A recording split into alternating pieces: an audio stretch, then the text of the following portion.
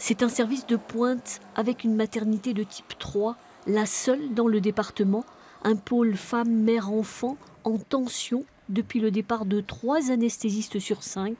En cause, selon les syndicats, les conditions de travail de plus en plus difficiles au CHU.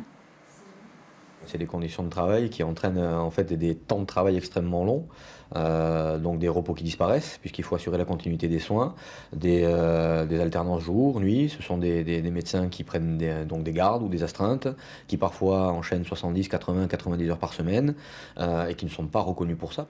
Réponse de la direction via un communiqué, la sécurité des patientes reste assurée. D'autres anesthésistes venus d'autres services interviendront. Les syndicats sont sceptiques.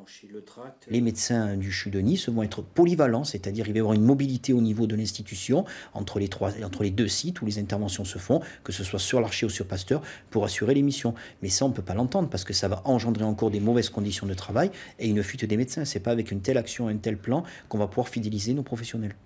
Il faudrait, selon la CGT, au moins une vingtaine d'anesthésistes supplémentaires, une centaine d'infirmières aussi.